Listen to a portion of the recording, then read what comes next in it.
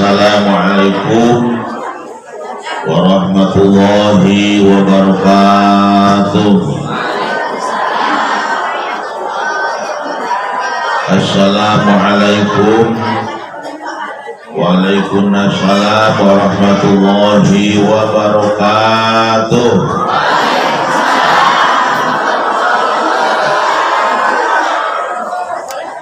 Alhamdulillahilladzi asra bi'abdihi lailan minal masjidil harami ilal masjidil aqsa.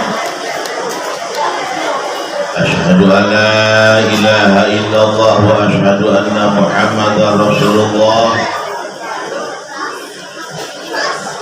Allahumma shalli wa sallim wa barik ala Sayyidina Muhammadil Mustafa wa ala alihi wa ashabihi dzawil jiddi wal mafar. Amma ba'du fa ya ayyuhal hadirun, usi nafsi wa iyyakum bittaqwallah faqad fazal muttaqun. A'udzu billahi minasy syaithanir rajim. Bismillahirrahmanirrahim.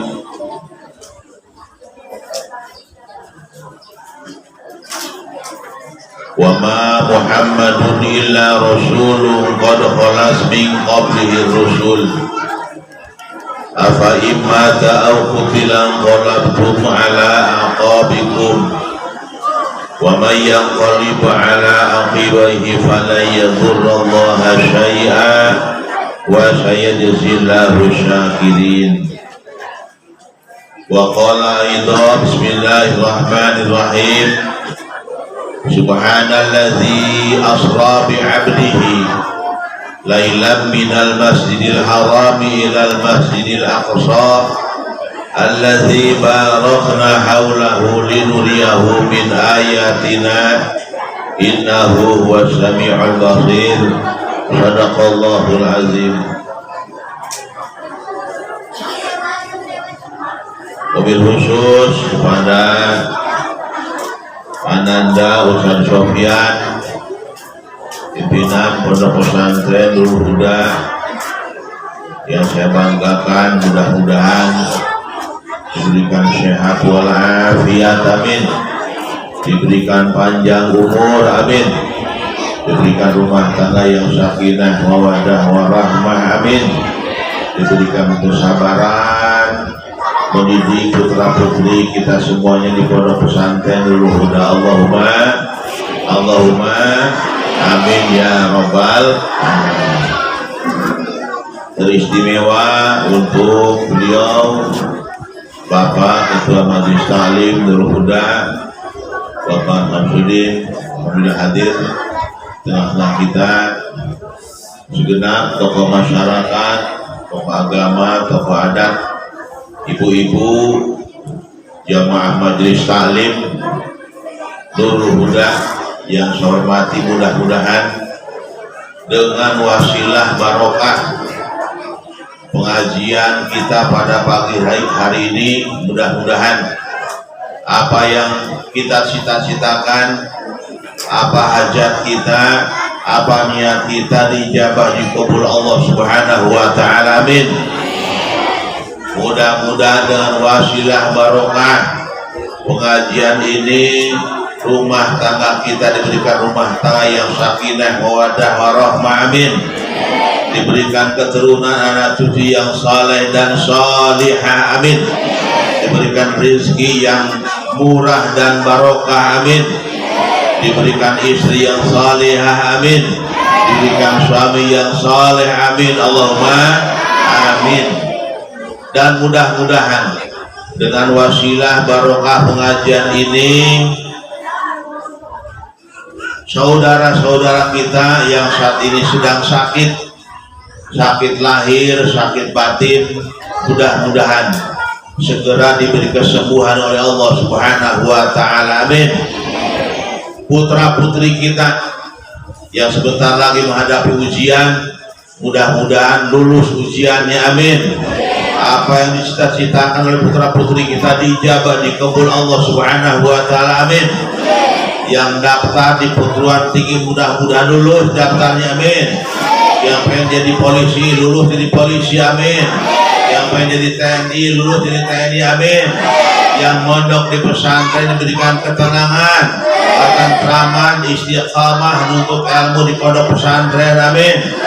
Allahumma, dengan wasilah barokah pengajian ini mudah-mudahan bapak-bapak, ibu-ibu yang punya utang nggak bu? Mudah-mudahan segera lunas utangnya. Amin. Allahumma. Keras jawabnya ya. Jawabnya agak keras.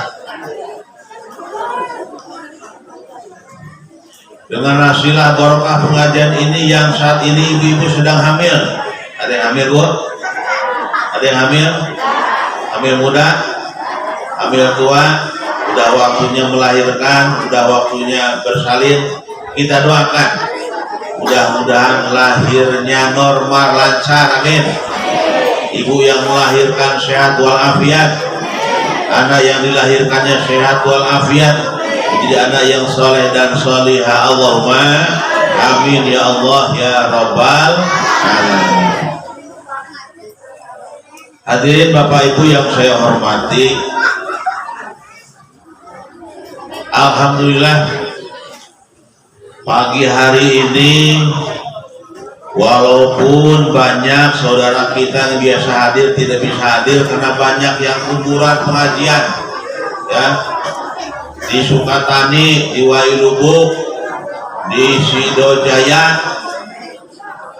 daerah sana pesisir banyak pengajian pas hari Minggu terakhir di bulan Rajab ya, banyak yang melaksanakan pengajian. Jadi mohon maklum banyak yang tidak hadir pada pagi hari ini, tapi mudah-mudahan tidak mengurangi kehusuan dalam menuntut ilmu. Allahumma amin. Hadirin Bapak Ibu yang saya hormati, kita alhamdulillah ya bisa melaksanakan peringatan Isra Mi'raj, bisa melaksanakan peringatan Maulid Nabi, bisa melaksanakan peringatan hari-hari besar Islam ya. Banyak, mohon maaf, banyak saudara kita yang sesama muslim ya yang melarang bahkan mengharamkan peringatan Isra Mi'raj, Maulid Nabi. Banyak saudara kita yang sesama muslim yang masih berpandangan haram peringatan Maulid Nabi Isra Mi'raj. Tidak ada tuntunannya dari Rasul,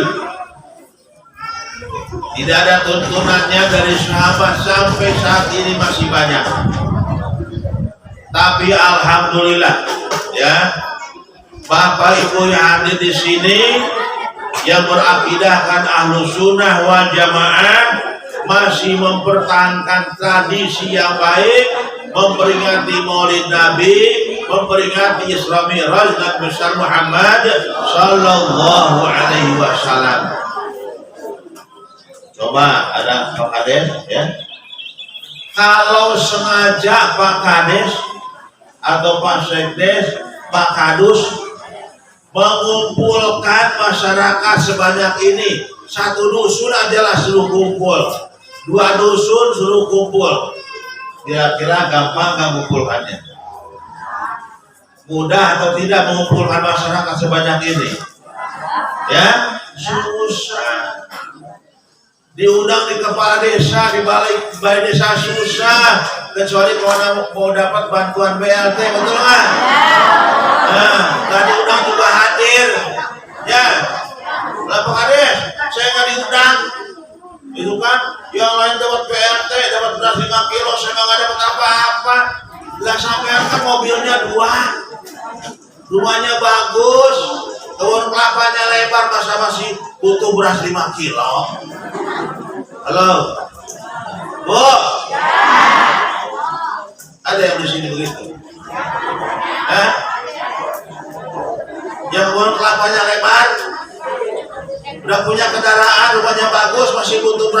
kilo? Halo? Kasihan yang lain. Kasihkan sama yang lain aja. Jangan ikut di kepala desa. Susah mengumpulkan orang segini banyaknya. Kalaupun kepala desa bisa mengumpulkan, harus keluar untuk beli snack, betul nggak? Mengumpulkan masyarakat yang beli snack. Kalau ini kan masing-masing gotong royong beli snack, betul nggak Bu? Enteng, inilah manfaatnya pengajian. Yang keduanya, hadir pengajian untuk saling mengenal, saling mengetahui, saling memperhatikan. Tuh tadi kata Pak Ketua, banyak yang sakit. Jadi tahu kan, biasanya hadir Pak Ibu itu nggak hadir, oh sakit. Didoakan supaya sembuh. Ya ada waktu ditengok ke rumahnya, sakit apa Bu, gitu kan? Itu manfaatnya pengajian.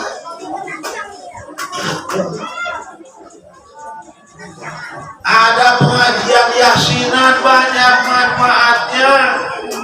Bertatap muka, ya, silaturahmi dengan sesama tetangga.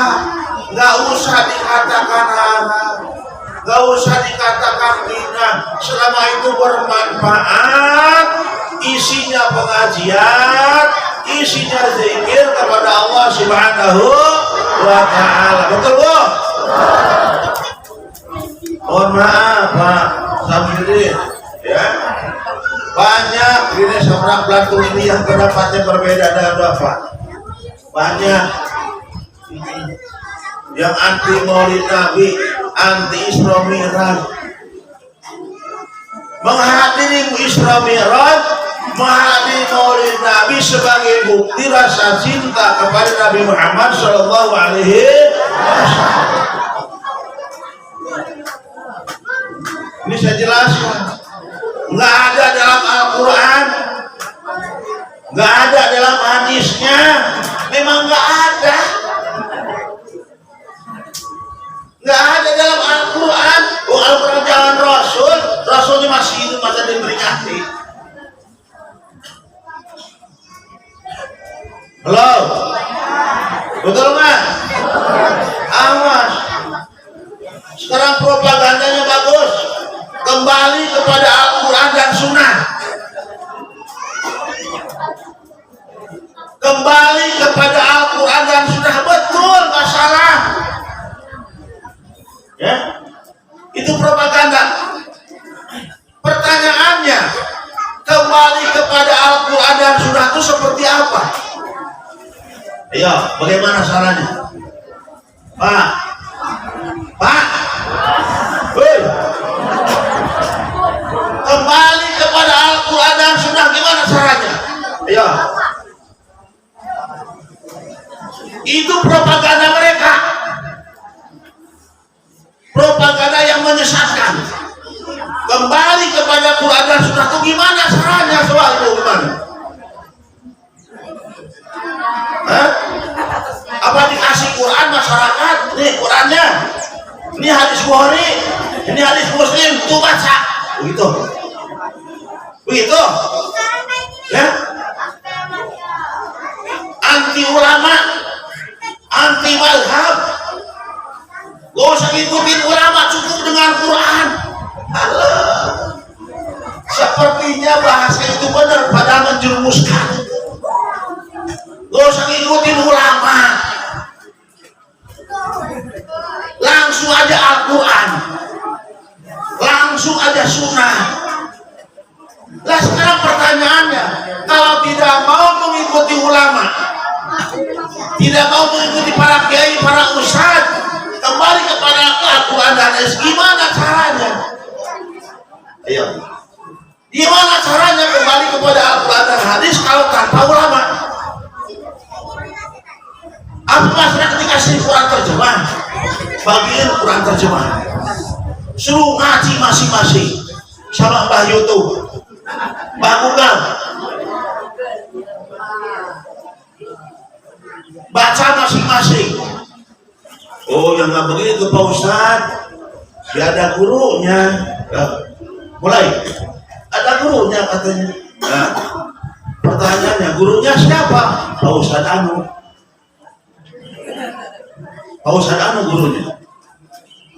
Pertanyaannya lagi, Pak Ustadz Anu pernah pesantren nggak? Baru jadi Ustadz, pernah nyantren nggak? Di mana? Beliau nyantrennya di sana di Jawa Timur, di Lirboyo. Nah, nyantrennya lama di Jawa Timur, nyantrennya lama di Banten, 10 tahun nyantrennya. Pertanyaan terus sih, gurunya yang di Banten pernah ngaji nggak? Punya guru nggak? Gurunya yang di Banten punya guru nggak dulu? Gurunya yang di Lirboyo pernah guru nggak? Jadi pernah ngajar nggak? Pernah jadi apa? Pernah punya guru nggak? Jawab. Contoh, saya dipanggil kiai, dipanggil ustaz. Karena pernah mondok di Manojaya 10 tahun di Miftudah Pusat. Abah Yaya Khair Apandi. Beliau punya guru Kiai Haji Abdullah. Beliau punya guru lagi Kiai Haji Jenderal Mustafa.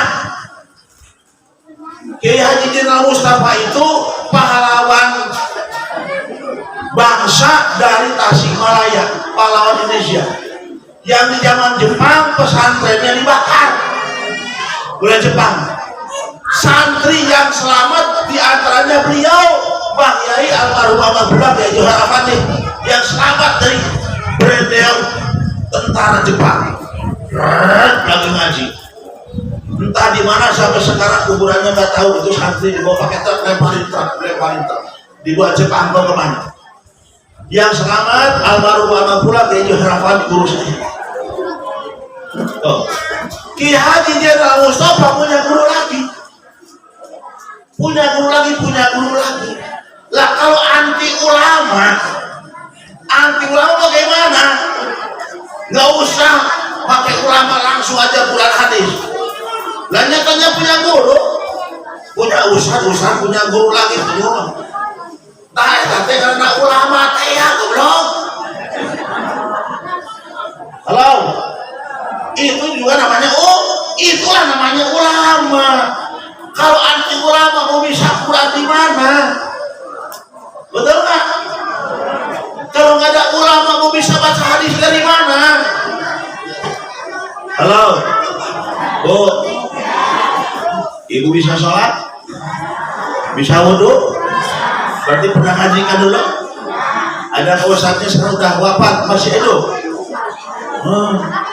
Pak ustadznya tanya pernah ngaji nggak? Pernah, punya guru. Gurunya punya guru lagi, gurunya punya guru lagi, guru lagi, itulah alim ulam. Sampailah sanadnya kepada para sahabat, kepada Rasulullah Sallallahu Alaihi Wasallam. Artinya apa? Kalau kita kembali kepada Al-Quran dan Hadis, artinya kita kembali kepada para alim ulama. Kalau kita kembali kepada Al-Quran dan Hadis, berarti kita kembali kepada alim ulama. Dekatin alim ulama. Alhamdulillah ibu-ibu sebulan sekali pengajian di sini. Ada ngaji kitab fikih, ngaji kitab tasawuf. Lah itu dari Al-Quran, itu dari Al-Hadis. Makanya mendekatlah dengan alim ulama yang berjasa dalam kemerdekaan bangsa ini. Diantaranya para alim ulama, berdarah-darah, pesantrennya dibakar, kiainya ditembak, santrinya dibantai, sampai negara ini merdeka. Jangan melupakan jasa ulama. Makanya dulu ketika Indonesia kacau balau, ketika negara ini dijajah Belanda sekian ratus tahun, dijajah Jepang, para ulama bagaimana supaya bisa membangkitkan semangat perjuangan para rakyat. Belum ada TNI, belum ada polisi, belum punya senjata lengkap. Masyarakat yang dikomando oleh para ulama bagaimana bisa mengusir penjajah di atas bumi Indonesia ini. Maka dibentuklah suatu institusi, dibentuklah suatu lembaga yang kuat untuk kebangkitan para alim ulama, mempertahankan negara kesatuan Republik Indonesia, mengusir para penjajah di tanah Indonesia. Dibentuklah wadah yang disebut Nahdlatul Ulama, NU, didirikan tahun 1926 oleh para alim ulama dengan tujuan satu, mempertahankan NKRI. Yang kedua, mengusir para penjajah dari bumi pertiwi Indonesia ini. Yang ketiga, mempertahankan akidah Ahlus Sunnah wal Jamaah. Perlu Bapak Ibu ketahui, kenapa para ulama membentuk NU, Nahdlatul Ulama, kebangkitan ulama. Yang nomor 3, mempertahankan akidah Ahlus Sunnah wal Jamaah. Alasannya, penjajah Belanda datang ke Indonesia menancapkan buku penjajahannya bukan hanya untuk merebut hasil kekayaan Indonesia, mengambil rempah-rempah, mengambil kekayaan Indonesia, kayu dari Indonesia, semuanya diangkut ke Belanda. Bukan hanya itu saja, tapi di balik itu terselubung menyebarkan paham Nasraniyah, Kristenisasi, menyebarkan paham salibis, agama Kristen di Indonesia yang dibawa oleh Belanda. Yang sekian ratus tahun bangsa Indonesia dibina, dididik, diasuh oleh para aulia, wali songo, menyebarkan agama, mempertahankan akidah Ahlus Sunnah wal Jamaah. Dibela aku bikin wayang, betul kan? Untuk menyebarkan Islam, mempertahankan Islam, pun tanpa berdarah-darah. Mau direbut akidahnya oleh Belanda, diganti dengan akidah Nasrani. Jelas tidak rela. Alim ulama Indonesia tidak rela. Ini sejarah. Mohon maaf saya sampaikan sejarah. Yang kedua, kenapa ulama bangkit? Dalam satu wadah Nahdlatul Ulama yang didirikan oleh muassis Nahdlatul Ulama Hadratus Syekh Yai Hasyim Asy'ari, Hadratus Syekh Yai Wahab Asbullah, Hadratus Syekh Yai Bisri Sansuri, Trimurti, Tri-in-1, membentuk Nahdlatul Ulama, kekuatan Republik Indonesia. Kenapa yang nomor 3 alasannya, Bapak Ibu?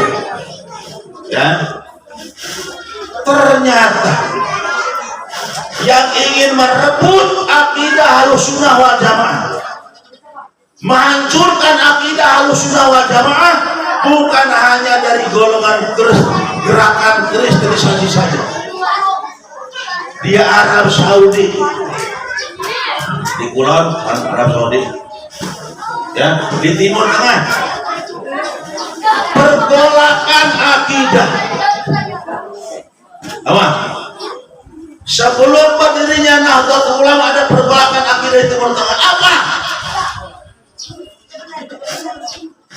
Kota Mekah yang asalnya dikuasai oleh dzurriyyahnya Rasulullah, oleh para habaib, oleh para syarif. Kota Mekah dulu. Kemudian muncullah seorang yang bernama Muhammad bin Abdul Wahab, berkolaborasi dengan orang Yahudi yang bernama Saud. Saud adalah turunan Bani Tamim. Bani Tamim di zaman Rasul adalah kelompok Yahudi yang menentang perjuangan Rasulullah SAW, termasuk Sa'ud. Wah, ini cerita biar tahu semuanya. Muhammad bin Abdul Wahab, pembawa paham agama Wahabiyah, berkolaborasi dengan Ibnu Sa'ud yang berambisi pengen menguasai kota Mekah yang saat itu dipegang oleh duriyahnya Rasulullah, para habaib, para syarif. Akhirnya Ibnu Sa'ud, orang Yahudi kaya raya, memang Banu Tamim dari itu terkenal orangnya pintar, kaya raya, banyak jadi pejabat di Timur Tengah. Berkolaborasi ingin menguasai kota Mekah, didukung oleh penguasa Inggris dan Prancis. Muhammad bin Abdul Wahab, Ibnu Sa'ud didukung oleh Inggris dan Prancis memberontak kekuasaan yang sah di kota Mekah. Kudeta, banyak para ulama yang dibunuh, banyak para habaib yang dibunuh, banyak yang pergi ngungsi ke Asia, termasuk ke negara Republik Indonesia. Para habaib sampai sekarang. Apa misinya Muhammad bin Abdul Wahab? Berkolaborasi dengan Ibnu Sa'ud, dia menguasai kota Mekah dan menunggangi paham Wahabi untuk menguasai kota Mekah, mengganti paham Ahlus Sunnah wal Jamaah. Begitu tumbang duriyahnya Rasulullah dikuasai oleh Ibnu Sa'ud, berkolaborasi dukungan Prancis dan Inggris, maka kota Mekah berhasil dipegang oleh Ibnu Sa'ud. Makanya disebut negara Saudi. Maaf Bapak, Raja Saudi yang sekarang itu bukan turunan Rasul, bukan. Itu turunan bangsa Yahudi dari Bani Tamim, bukan turunan Habib, bukan. Raja Salman yang sekarang itu bukan turunan Habib. Ibnu Sa'ud dulu itu orang Yahudi, turunan Bani Tamim, cuma dia keluarganya masuk Islam. Islam yang dipengaruhi oleh Muhammad bin Abdul Wahab yang berseberangan dengan akidah Wahabi, semuanya dibantai, termasuk akidah Ahlus Sunnah wal Jamaah. Banyak yang pulang ke Indonesia, termasuk Hadratus Syekh Bahyai Hasyim Asy'ari menjadi saksi bagaimana pembantaian di Mekah para alim ulama Ahlus Sunnah wal Jamaah. Pulang ke Indonesia membentuk Nahdlatul Ulama, khawatir kalau paham Wahabi diimpor ke Indonesia. Jaga-jaga jangan sampai Wahabi datang ke Indonesia.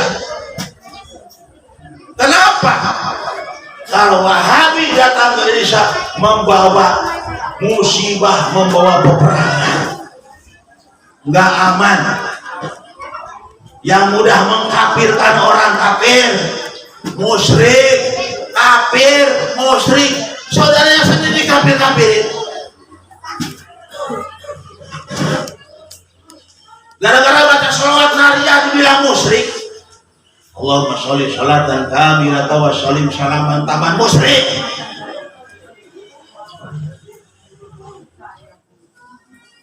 Ziarah kubur, ziarah orang tua, ziarah wali songo, musyrik. Kafir, ahli neraka, kan tersinggung. Betul nggak? Kalau Pak Wahabi menyebar di Indonesia, yang ada bukan ketenangan, ketentraman, adanya ribut, saling hujat, saling membenci, saling bermusuhan, nggak mau nyatu. Pak Sam, saya tahu persis di Merak Banten, banyak yang pahamnya itu. Hati-hati, susah menyatukannya. Pahare-hare itu pahare-hare. Tahu nggak pahare-hare? bangsa bodoh. Dengan tetangga nggak mau tahu. Nah ini, makanya alhamdulillah ya, dengan perjuangan Nahdlatul Ulama, saya katakan itu karena saya orang NU, saya wakil Rasulullah Lampung Selatan, merangkap sebagai ketua RMIN Rabithah Ma'ahidil Islamiyah, Asosiasi Pondok Pesantren Nahdlatul Ulama Lampung Selatan. Pesantren Lampung Selatan ini tidak kurang dari 140 pondok pesantren. Saya sudah keliling 17 kecamatan. Bakau, Raja Basa, Ketapang, Seragi, Palas, Kalianda, Boy Panji, Candipuro, Ketibung, Moro Mataram, Boy Sulan, Jati Agung, Natar, Tanjung Bintang, Tanjung Sari, apa lagi? Ada kelewat?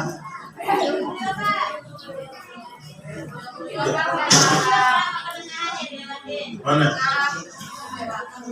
Demulyo kan? Demulyo Penengahan 17.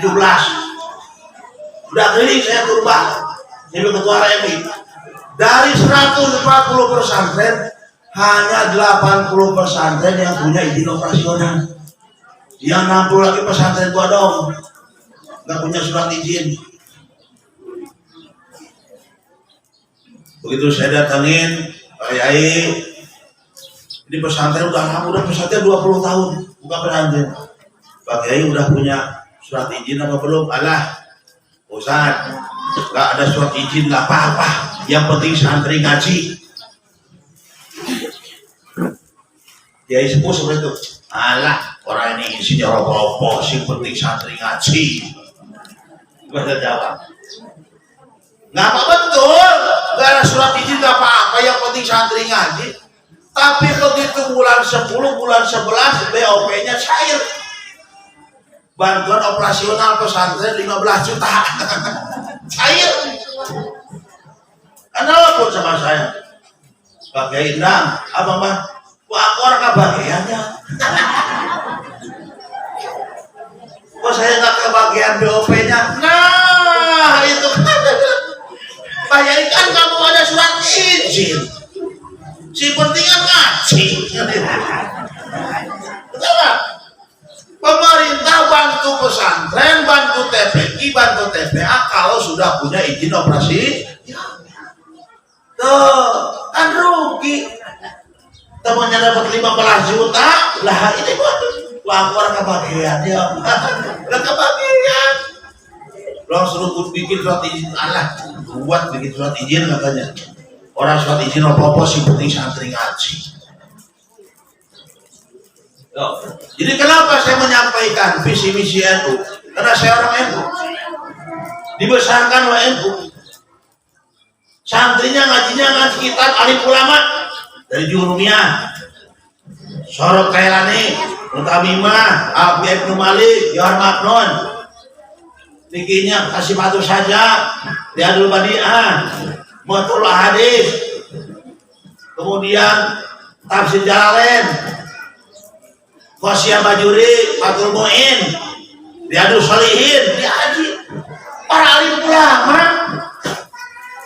Itu loh, makanya seorang NU tuh sampai jangan mau jadi orang NU.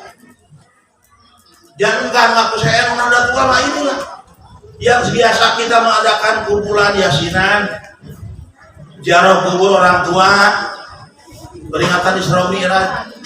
Harus bangga menjadi orang NU. Yang kedua, yang selanjutnya, ruginya, maaf ini Isra Mi'raj, nanti Isra Mi'rajnya belakangan. Ruginya dari semenjak zaman Belanda, para alim ulama dibohongin oleh Belanda. Para alim ulama, para kiai dibohongin oleh Belanda dengan propaganda. Apa propagandanya? Kiai mah Udah aja ngajar santri di pesantren, ngajar santri di madrasah, nggak usah ikut-ikut politik. Ini propaganda Belanda. Kiai nggak usah ikut-ikut politik, kiai nggak usah ngomongin politik, kiai mengajar santri di pesantren, jadi imam, ceramah, ngurusin agama, nggak usah ngurusin pemerintah, nggak usah ngurusin politik. Dicekok propaganda Belanda, dicekok kepada Lulu. Sampai sekarang masih banyak orang yang berpendapat kiai, ustadz, ulama nggak usah ikut politik. Dan jadi penceramah aja begini, lumayan dapat amplop. Gak usah ngasih amplop, gak usah, gak butuh amplop, uangnya gak butuh.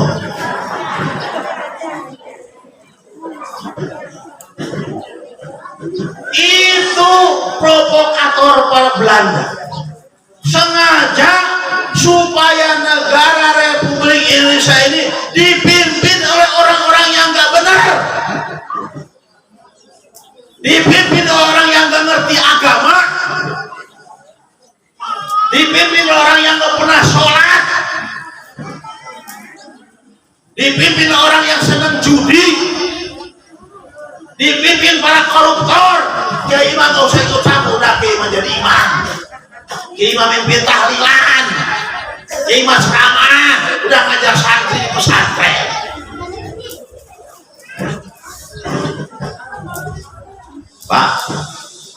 Pak, setuju dengan propaganda Belanda ini? Setuju Pak? Pak, setuju? Propaganda Belanda, kiai gak usah ikut campur politik.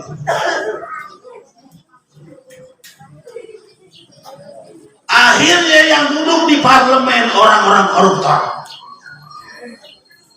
yang duduk di parlemen orang-orang yang gak ngerti agama, sholat juga bisa, wudunya juga bisa.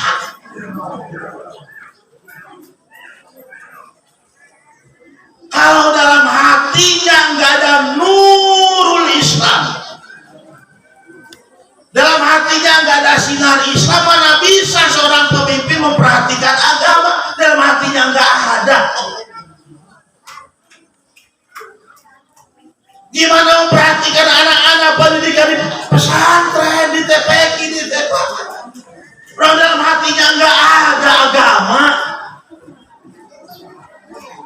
Bagaimana membantu masjid, orang dia nggak pernah ke masjid, hatinya nggak ada di masjid. Betul nggak? Nah, berapa triliun anggaran 1 tahun kemana? Mana untuk madrasah? Mana untuk pesantren? Mana untuk TPQ? Kenapa? Karena orang-orang yang di atas bukan orang-orang yang ngerti agama.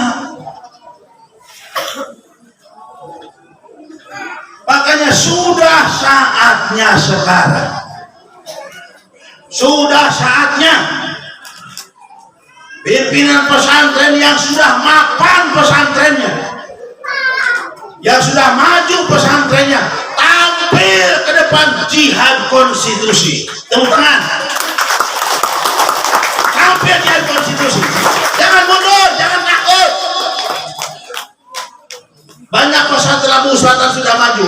Pondok pesantren Usuluddin sudah pantas maju. Gontor, Abu Hikmah, Miftahul Kiai Haji Nang Ahmad, calon bupati 2024. Amin.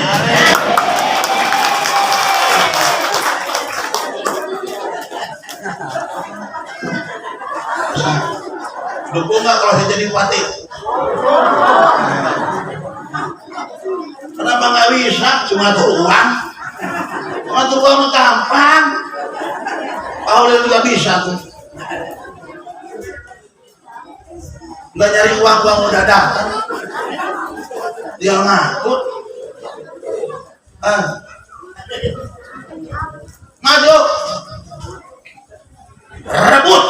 Saatnya jihad konstitusi, jihad di parlemen, punya suara usah di parlemen, di legislatif. Bu, setuju gak kalau saya nyalon bupati 2024? Setuju gak? Potongan gagal begini. Punya pesantren 27 tahun kalian Pak Samsudin. Beliau tahu persis dari merangkak sampai sekarang. Oh, sekarang saya punya mobil 4, motor 5. Lihat di pesantren garasinya 4 pelong. Cuma istri baru 1. Kalah kesepian.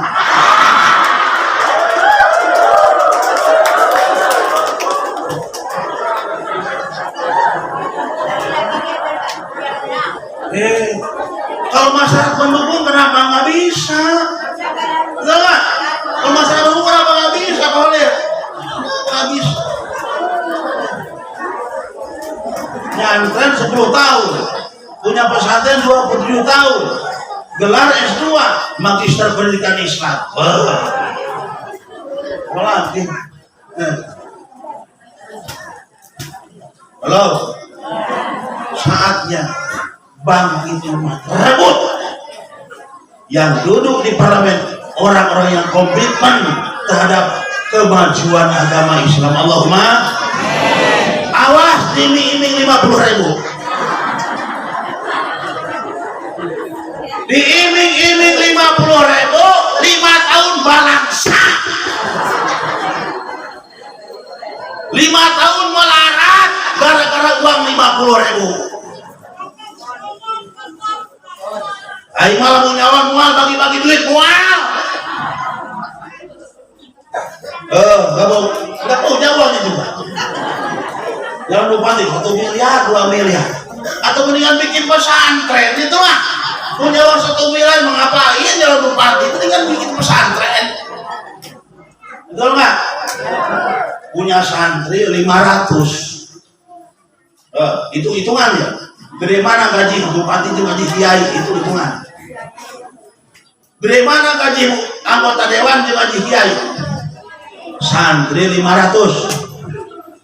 Per bulan paling kecil 700.000. Uang yang masuk ke pesantren. Belum uang jajan, udah. Uang jajan mau waduh, kayak 200 uang jajan. Itu yang masuk ke kas langsung ke administrasi 700 kali 500 sudah berapa? Berapa? 350 juta. 350 juta masuk ke kas pesantren. Kalau saya dapat 20%-nya ada sisa makan. Berapa per bulan? 20% dari 350 juta udah berapa? Hitung. 20% dari 350 juta berapa? Halo? Berapa? 70 juta boleh per bulan. Sampai berapa per bulan dapatnya dari bengkel? Nah, tanya gaji bupati berapa per bulan? Nyampe 70? Enggak, 18 juta. Gede kena aing gaji mata.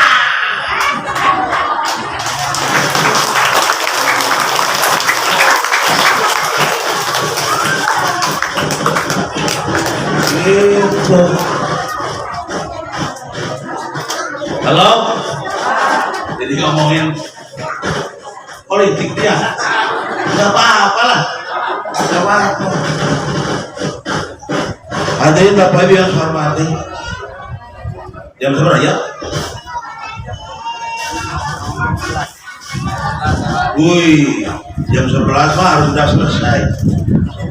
Boleh lebih jam 11, tapi hitungannya udah lembut. Hitungannya udah lembut ya.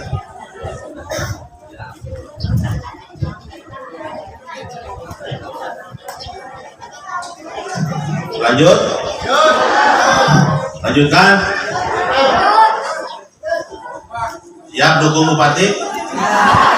Siap? Harus naik mana? Kalau ada yang ngelamar dari partai kenapa nggak mau ya? Itu apa sang? Ada yang ngelamar, bos Andang, calon bupati siap, itu maju.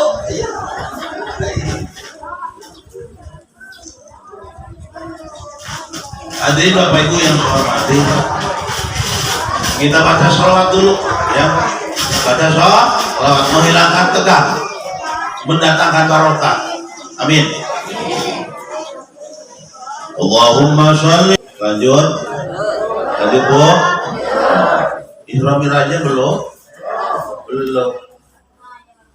Hadirin Bapak Ibu yang saya hormati, Isra Mi'raj. Isra perjalanan malam, Mi'raj naik. Ini punya sejarah tersendiri, baik Isra ataupun Mi'raj.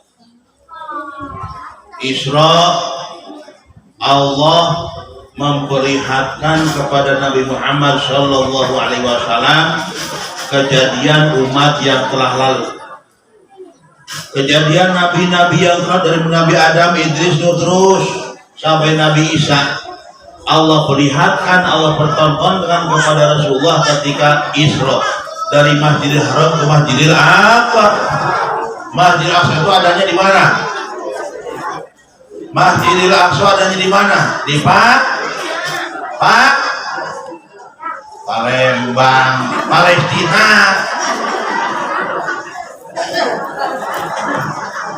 Palestina. Oh. Allah perlihatkan di situ ketika Isra lewat ke gunung yang ada apa itu? Oh, perahunya Nabi Nuh. Ini Muhammad, ini perahunya Nabi Nuh dulu. Diperlihatkan, ya. Dulu Nabi Nuh umatnya kena tsunami karena nggak mau nurut sama Nabi, ngelawan sama Nabinya malah diusir. Nabi Nuh malah dicaci maki. Nabi Nuh dibilang edan gara-gara bikin perahu di atas gunung. Memang iya, secara logika kan nggak masuk akal. Mau bikin kapal di atas gunung. Makanya sama masyarakat dibilang Nuh udah gila gitu. Masa bikin kapal laut di atas gunung? Memang masyarakat sudah benci, ditambah yang dikerjakan Nabi Nuh gak masuk akal. Ya taruh benci, namanya cimaki. Bikin kapal di atas gunung, tambah gila aja Nabi Nuh. Padahal Nabi Nuh udah ada wahyu dari Allah Subhanahu wa Ta'ala bahwa satu saat bumi ini akan kena tsunami besar, bikin perahu Nuh, kata Allah. Jadi apa yang dilakukan oleh para nabi, para rasul itu berdasarkan wahyu Allah Subhanahu, bukan keinginan sendiri Nabi Nuh, perintah Allah. Bikin perahu di atas, ternyata betul beres bikin perahu besar, tsunami datang meledak. Air dari atas, dari laut, dari rumah, tungku buat rumah, tungku tempat masak, keluar air meledak dari tiap rumah. Dari tiap rumah tungku buat keluar api itu keluar air. Belum dari laut, belum di atas, tsunami besar.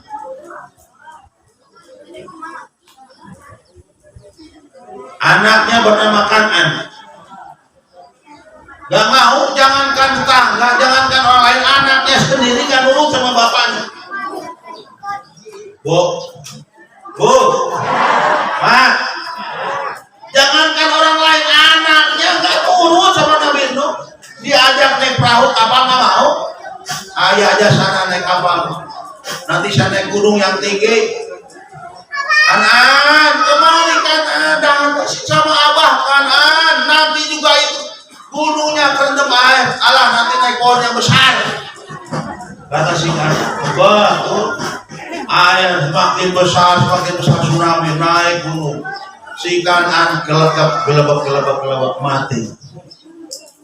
Gak taat kepada orang tua. Hanya 40 orang yang ikut perahunya Nabi Nuh dan hewan-hewan yang diselamatkan oleh Nabi Nuh. Bu, Bu, jangan sampai punya anak seperti si kan. Nauzubillahimin. Gimana caranya supaya nggak seperti itu? Gimana caranya supaya jadi anak yang soleh? Setiap anak lahir ke alam dunia, 7 harinya dikasih nama, manggil hadroh dari Nurul Huda, mau ngasih nama Walimatut Tasmiyah, betul nggak? Bikin kembang apa itu? Kembang uang, ya kembang itu, udah sama telur rebus, ngasih nama anak. Kalau anaknya laki-laki, potong. Kambing maksudnya 2 ekor. Anaknya perempuan pensil 1 ekor. Tuh, panggil tetangga, apa doanya? Mudah-mudahan anak yang mau lahir ini menjadikan anak yang soleha, berbakti kepada orang tua, bermanfaat untuk bangsa dan negara. Betul nggak doanya seperti itu?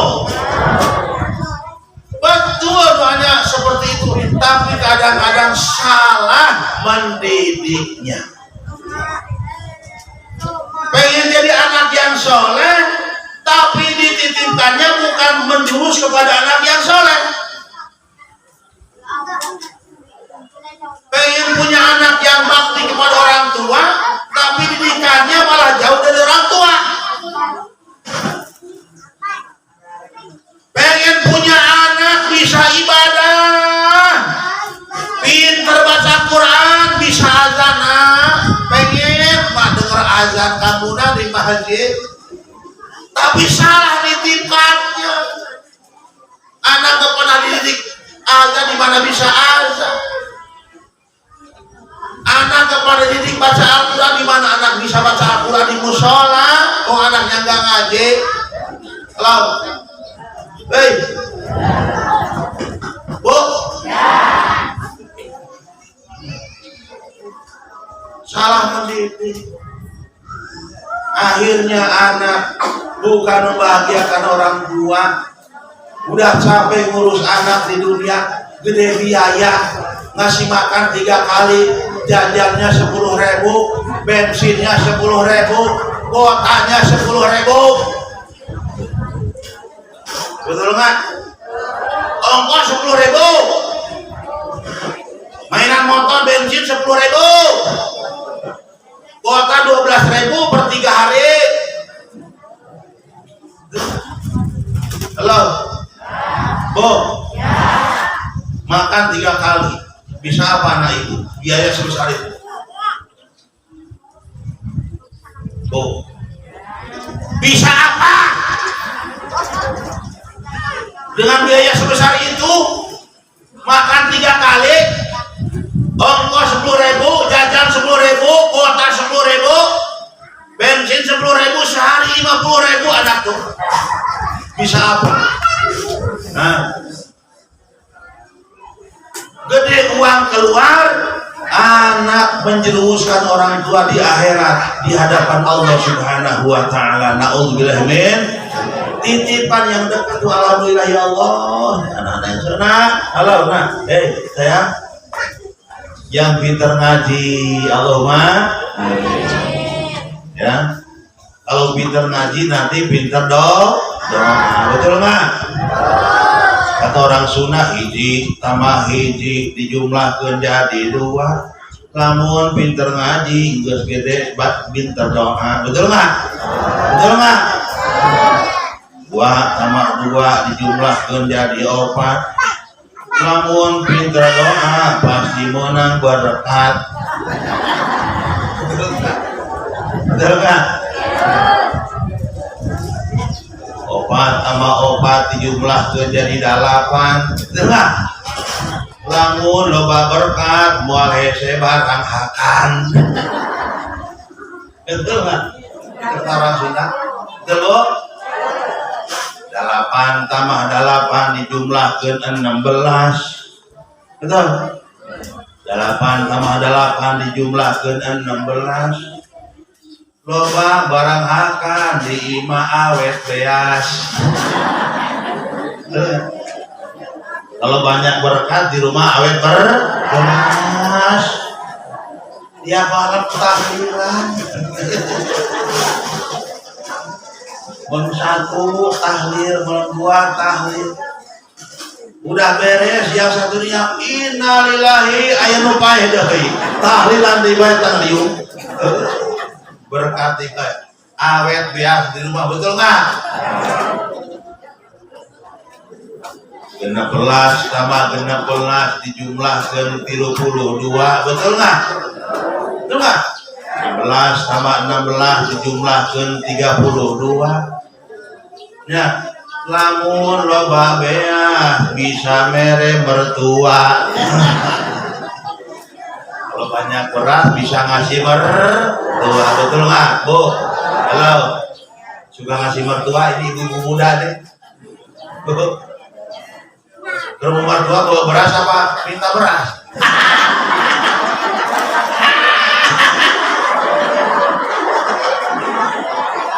Halo, ke rumah mau mertua bawa beras apa minta beras?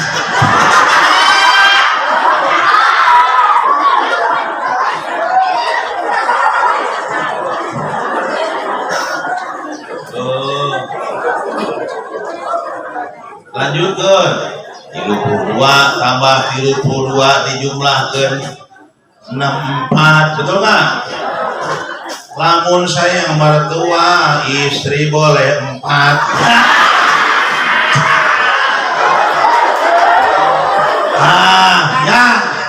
Ya sayang sama mertua dapat istri 4 boleh, yang penting mertua dijajok.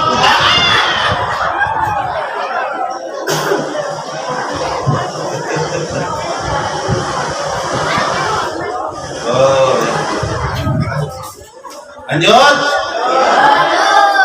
Ini udah hitungannya udah lembur nih.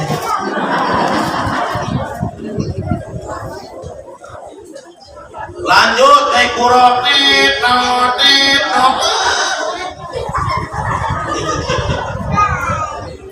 lewat sampai ke Masjidil Aqsa di Palestina. Langsung naik meninggalkan alam nasut, alam malakut, alam jabarut, alam lahut. Nggak ada alam kentutnya. Alam nasut, alamnya manusia, ini alam dunia nasut. Lewat Rasul naik ke atas, alam nasut tinggal. Masuk alam malakut, alam tempat miliaran malaikat di alam malakut di atas. Alam malaikat. Di situ ada tempat yang namanya Baitul Ma'mur. Miliaran malaikat keluar masuk setiap hari. Yang udah masuk gak pernah keluar lagi. Coba. Keluar malaikat. Gantian malaikat siang, malaikat malam. Di shift biasanya. Ayah shift-shiftan malaikat. Di siapa gajinya malaikatnya? Shift-shiftan. Tugasnya apa? Tuh. Megang daun supaya nggak jatuh, megang bulan supaya nggak jatuh, nggak tuburan sama planet bumi, megang matahari digotong supaya nggak tuburan sama planet yang lain Bima Sakti, megang kelapa supaya nggak roboh kena angin. Halo, ngurus padi supaya tumbuh buahnya, ngurus kelapa supaya tumbuh buahnya, itu malaikat. Ngurus laut, miliaran malaikat lahir ke dunia. Setiap daun yang segar yang nempel di batangnya dijaga oleh satu malaikat. Makanya kalau ada kuburan bagus ditanam seperti ini, pucuk merah yang banyak daunnya. Malaikat yang ada di daunnya ini mendoakan mayit. Makanya suka ditanamin ya, pohonnya di atas kuburan. Tapi daunnya daun yang kecil-kecil ini yang banyak daunnya seperti pucuk merah. Nah ini bagus nih. Jadi setiap daun ada malaikatnya. Malaikatnya mendoakan yang di dalam kuburan. Tuh. Di alam malakut ada namanya Baitul Ma'mur. Miliaran malaikat yang keluar, kemudian masuk lagi, nggak keluar lagi, udah ganti malaikat yang lain. Lewat terus. Jabarut, alam tempat kebesaran keagungan Allah Subhanahu wa Ta'ala. Di sana ada apa? Ada kursi, ada aras, ada lauhil mahfud. Lauh mahfud itu tempat catatan manusia.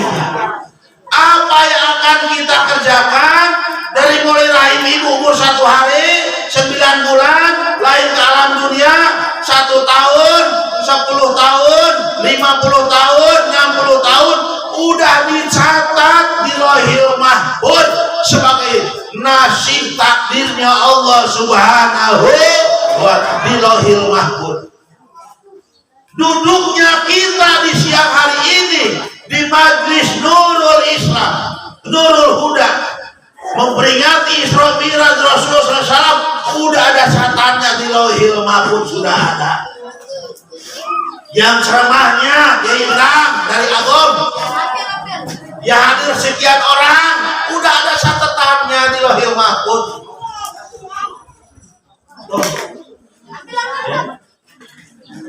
Apa lauhil mahfud bisa ada yang suka ngintip, ada di dalam tafsir Jalalain, jin setan suka ngintip ke lauhil mahfud nasib manusia.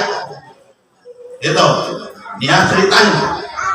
Nanti yang ada di lauhil mahfud sama jin setan itu diinformasikan ke bumi lewat orang-orang pinter yang suka ngeramal. Mbak, kira-kira nomor togel hari Minggu nomor berapa? Kata si Mbak,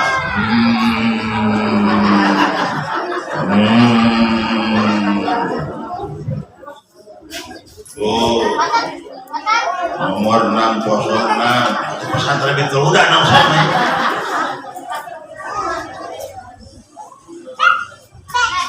ada yang bener, ramalan dukun itu bener, bisikan setan yang benar di lauhil mahfud 1 dicampur 1000 kesalahan.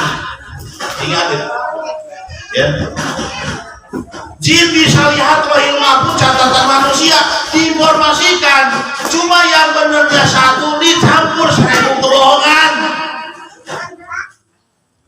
Tuh, Bapak sering lihat kalau tengah malam purnama suka ada bintang ya, seperti bintang jatuh, bintang jatuh.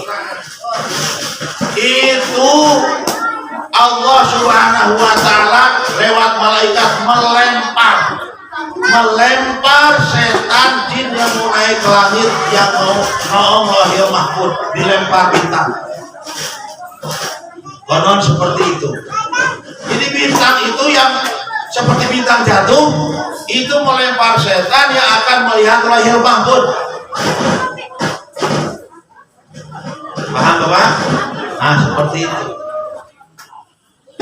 Nah di alam Jabarut ada lauhil mahfud. Naik lagi Rasulullah terus ke alam lahut, alam tempat dipanggilnya makhluk berhadapan dengan Allah Subhanahu wa Ta'ala. Sampai saat ini hanya Rasulullah Sallallahu Alaihi Wasallam dipanggil menghadap Allah Subhanahu wa Ta'ala. Untuk apa? Nah ini udah mengerucut. Untuk apa? Bapak Ibu, Allah mewajibkan puasa lewat pelantaraan malaikat Jibril. Ini bawa ayat Al-Quran, perintah sampaikan ke Muhammad, umatnya harus puasa. Didelegasikan kepada malaikat Jibril, mewajibkan puasa. Allah mewajibkan naik haji, didelegasikan perintah Allah kepada malaikat Jibril, diperintahkan sampaikan kepada Nabi Muhammad Sallallahu Alaihi Wasallam, Muhammad, umat kamu wajib naik haji. Ayat Qurannya jelas. Allah memerintahkan zakat lewat ayat Al-Quran, dititipkan kepada malaikat Jibril, disampaikan kepada Nabi Muhammad Sallallahu Alaihi Wasallam. Halo, Bu? Tapi Tapi ketika Allah mewajibkan sholat yang 5 waktu, ketika Allah mewajibkan sholat yang 5 waktu, tidak melalui delegasikan kepada malaikat Jibril, tapi langsung Nabi Muhammad SAW dipanggil menghadap Allah untuk menerima sholat yang 5 waktu. Ini pertanda beda kekuatan, ya, beda derajatnya antara sholat dengan ibadah-ibadah yang lain. Bupati ada instruksi ke kepala desa, cukup lewat camat. Ada instruksi ini lewat camat. Tapi ketika ada masalah yang sangat urgen, masalah yang sangat penting, bupati langsung mengumpulkan kepala desa di kantor bupati. Harus langsung bupati berhadapan dengan kepala desa. Ada hal yang sangat amat penting, dia harus disampaikan kepada masyarakat. Kalau lewat camat takut gak nyampe, takut terlambat. Pun demikian sholat yang 5 waktu, saking utamanya, saking tinggi derajatnya, besar pahalanya, besar kekuatannya sholat yang 5 waktu, sehingga Allah mewajibkan sholat, langsung memanggil Nabi Muhammad SAW berhadapan dengan Allah Subhanahu wa Ta'ala. Begitu datang ke alam lahir, apa yang Rasul katakan? At-tahiyyatul mubarakatus sholawatut thayyibatulillah. Rasul pada Allah Subhanahu, dijawab oleh Allah, assalamu alaika ayyuhan nabiyyu wa rahmatullahi wa barakatuh. Dijawab lagi oleh Nabi Muhammad, assalamu alaina wa ala ibadillahis sholihin. Ini semua diabadikan di dalam doa tahiyat atau tasyahud waktu sholat. Betul nggak Bu? Bu, pertanyaan, ya, jawab Bu. Tanya juga belum. Berapa kali ibu baca tahiyat setiap hari?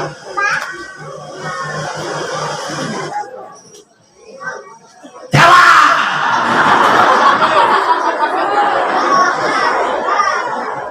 Berapa kali sehari semalam baca tahiyat?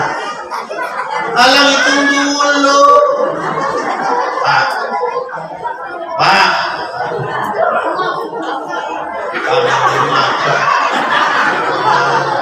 Berapa kali Pak sholat baca tahiyat sehari semalam? 2. Itu sholat zuhur 2, tahiyat awal, tahiyat asar, maghrib jadi 6, isya 2 jadi 8, subuh 2, saat jadi 9 yang wajib baca apa? Tahiyat dan 2 kalimat syahadat asyhadu alla ilaha illallah wa asyhadu anna muhammadar rasulullah. Wajib baca syahadat umat Islam setiap hari 9 kali waktu tahiyat. Betul nggak? Kalau nggak pas 9 kali berarti ada ketinggalan di sawah, ketinggalan di kebun, betul nggak? Ketinggalan di pasar, ketinggalan di jalan, ketinggalan di pos kabling. Bu, halo. Islam bisa teguh kalau dipegang dengan 5, betul nggak? Rukun Islam berapa? Syahadat, sholat, zakat, puasa, naik, pegang tuh kuat banget. Kalau rukunnya ada semuanya, Islam kuat pegang, betul. nggak naik haji nggak mampu, betul nggak? Nggak mampu naik haji, Pak Ustadz, ongkos haji dari mana? Nggak apa-apa, nggak naik haji, masih dipegang Islamnya, masih ada, masih. Terus apa lagi? Puasa, nggak puasa udah tua. Pak Ustadz mau puasa gimana? Wah, nenek ini datang yang tua. Nggak puasa, nggak kuat, diganti dengan fidyah, ganti dengan beras 6 on per hari. Nggak puasa, masih dipegang Islamnya, masih ada, masih ada. Apalagi zakat, nggak zakat, gua nggak penghasilan apa, pegawai negeri enggak, punya kebun kelapa panen enggak, perusahaan enggak lah, jangan paling menerima zakat setiap tahun, zakat fitrah. Enggak zakat, masih ada Islamnya, masih kepegang Islamnya, masih. Tinggal 2, gitu Bu, tinggalkan sholat, lepas sholat,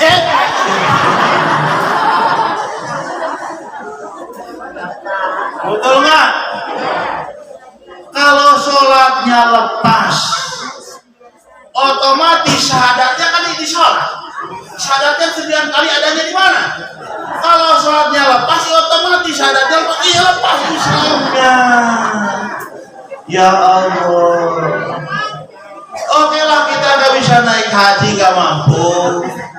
Sedekah ala kadarnya, ibu ya. Zakat pun kalau kita mampu zakat, yang ngasih paling zakat setahun sekali, zakat fitrah, gitu kan? Puasa yang kita laksanakan walaupun banyak halangan ibu ya, gitu. Tapi usahakan yang sholat ini dan syahadatnya tentunya jangan ditinggalkan sesibuk apapun, ya Bu. Dimanapun kita berada, di sawah, di kebun, di pasar, di warung, di mana saja, di kantor, rapat, hajatan apa saja. Jangan meninggalkan sholat yang 5 waktu. Kalau sholat sudah ditinggalkan, tuh lepas. Sholatnya dilepas. Islam dalam diri kita akan lepas. Nauzubillahimin. Itulah inti dari memperingati Isra Mi'raj. Bagaimana kita mempertahankan sholat yang 5 waktu. Semuanya hidup kita atur dengan sholat. Mau ke Bandar Lampung, mau lihat mau belanja ke Bandar Lampung, diukur nanti sholat zuhur di mana, sholat asar di mana, sholat yang jadi ukuran. Mau ke Jawa, mau ke mana saja, bawa ruku, bawa sarung, betul nggak? Kemana-mana mau rapat, sarung nyelip di tas, nggak lupa sarung pasti nyelip. Apa ukurannya sholat? Saya mau ke Lampung Barat, nanti dohor di mana? Dohor di anu. Dan udah nyampe di Bandar tuh nyampe. Nanti asalnya di sana di Kota Bui. Udah di. Jadi apapun yang kita kerjakan kalau umurnya sholat. Kerja nanti jam sekian, setengah 12 sudah pulang, sholat dulu. Ngurusin kerja mah nggak beres-beres, pulang. Nanti habis sholat, ngopi sebentar, geletak sebentar, nanti jam setengah 2, jam 2 berangkat lagi ke kebun. Gitu kan?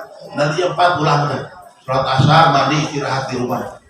Ya Allah, nunggu datangnya sholat maghrib. Enak nggak kalau begitu? Enak nggak? Enak hidup. Halo, itulah inti dari memperingati Isra Mi'raj Nabi Muhammad Sallallahu Alaihi Wasallam. Mudah-mudahan dengan wasilah barokah pengajian ini kita tambah hidayah taufik dari Allah Subhanahu Wa Taala. Amin. Bisa mempertahankan ibadah kepada Allah, bisa mempertahankan ibadah sholat yang 5 waktu. Allahumma amin ya Allah ya Rabbal Alamin. Beres, selesai. Sebelumnya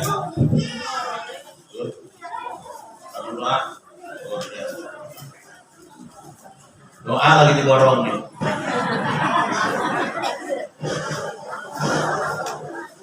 Kita doa mudah-mudahan apa niatan kita dijabah dikabul Allah Subhanahu wa taala. Amin.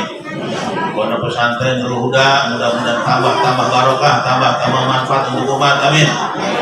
Diberikan kemudahan rezeki, dimudahkan, dilancarkan segala urusan.